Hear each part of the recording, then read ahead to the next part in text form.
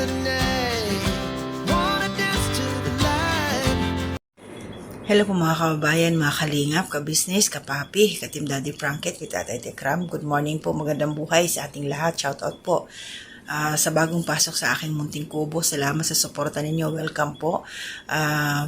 Mga silent viewers, commenters, naglalag, nagsishare. Salamat po sa inyo at sa hindi ho ninyo pag-skip ng ads, maraming salamat din po. So ito ngayon, magbebenta po tayo ng bahay.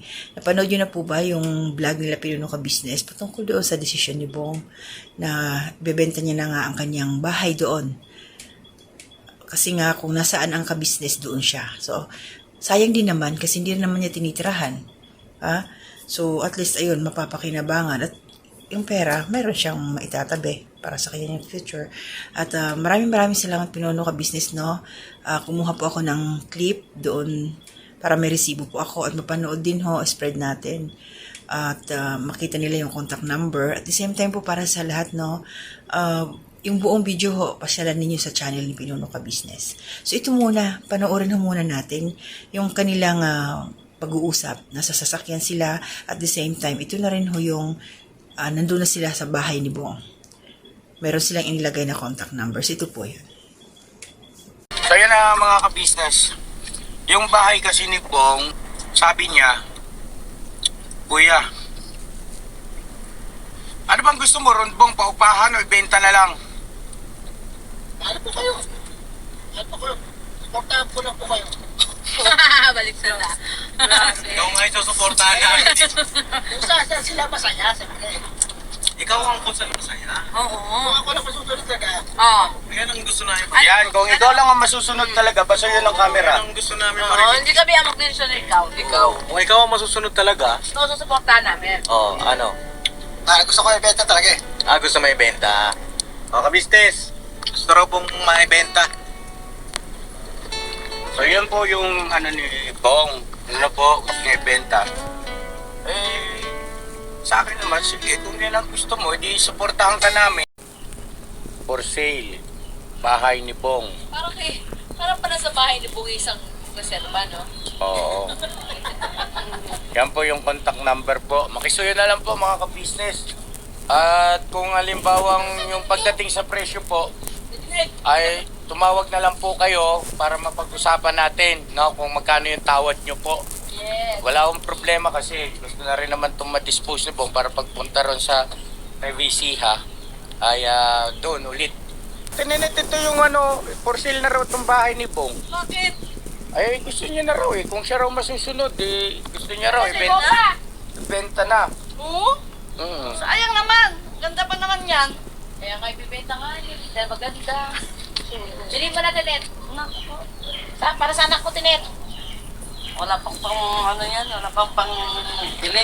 At ito po, dito naman yung baka pwede kaming makisuyo sa iyo. Didikit namin to dyan, ipapako. Tapos kung halimbawa may mag-inquire dyan, ay andyan naman yung number, paki-assist na lang, no? Huwag ka mag-alala, hindi ka mawawalan. Huwag ka na benta yan. Mag-asawa ka na? Kalapit-lapit na. So yun po ng mga ka-business, yun po yung resibo natin. Katibayan na nakapag-decide na si Bong na talagang gusto niya nang maibenta na lang yung kanyang bahay at nilagyan na ho ito ng contact number. Kung sino man po yung interesado, tawagan nyo na lang ho yung number na yon para sa mga katanungan ninyo. At nagbilin din naman sila kay Ate Net kung halimbawa may mapadaan doon. At yun nga, the same, magtatanong, i-contact lang sila Pinuno Ka Business. So ayun, para sa akin, maganda na rin yun na mabenta nga yung bahay ni Bong para hindi na siya magpabalik-balik doon. Kasi nandun yung vision niya eh. At nakita naman natin ngayon ang itsura ni Bong, no? Ano na siya eh.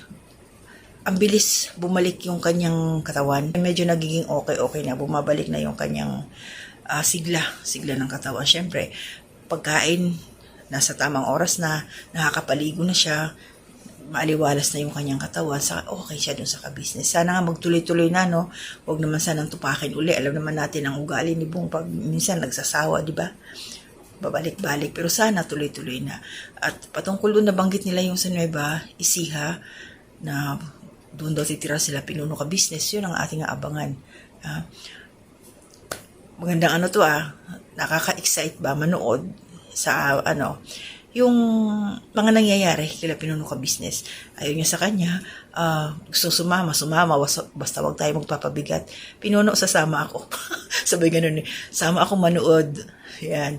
So masaya ako para sa mga nangyayari dito kila Pinuno Ka Business. Tuloy-tuloy lang sa pangarap, tama yun. Natural na may mga talaga, nandoon yung balakid, yung mga trials na pinagdadaanan. Normal yun, natural yun. Pero hakbangan, ituloy-tuloy, huwag aatrasan. Tuloy-tuloy lang para makamit yung tagumpay. So, masaya ako para sa naging desisyon ni Bong at nang hindi na siya makabalik doon, at the same time, magkaroon siya ng sariling pamilya. Pag-pray natin yun, malay natin, no? Maging okay, hindi natin alam kung magiging okay ba si Kayla. So, yun. Share niyo po yung video ni Pinuno Ka Business, please. Panoorin niyo po ng buo para sa mga detalye. At ako din po ilalagay ko sa aking thumbnail ang contact number nila para ma-spread ho natin. Pakishare na lang ho. Para ma-sold out kaagad yun. At ibinebenta rin pala yung nila, yung isang van. The same po yung contact number na yun. So, yung mga interesado, sabay nyo na. Inquire kayo doon sa bahay ni Bong at saka yung van nila, na isa nila Pinuno Ka Business. Yan. Para tuloy-tuloy ang buhay. Yeah. So yan, maraming salamat po. Shout out kay Ma'am Susan Dairo. Thank you po sa always na suporta ninyo sa akin. Nanay Soledad Wilmonte, salamat din po. Shout out sa inyo. Ma'am Sara, shout out din po. Ate Ninette, shout out sa iyo. Tatay Elias Bubes, shout out po. Ma'am Madel Lodobice, shout out po. Ma'am Evelyn Andaya, shoutout din po. Sir Crisanto Dipasupel, shoutout sa iyo, sir. Nabasa ko yung kanyang comment. Ma'am Alma de la Cruz, salamat din po. At syempre sa aking pinsan, Wolves Tradition. At sa mga silent viewers, maraming salamat sa inyo. Yung mga nandyan lagi sa aking community spotlight, shoutout po. Syempre support natin sila Kuya Bal Santos Matubang, Ate Edna Vlogs, Kalinga Project Tapia Matubang, Ka-Business Official, Papa Renz TV, Mrs. KB Official, Ka-Business Family Channel po nila.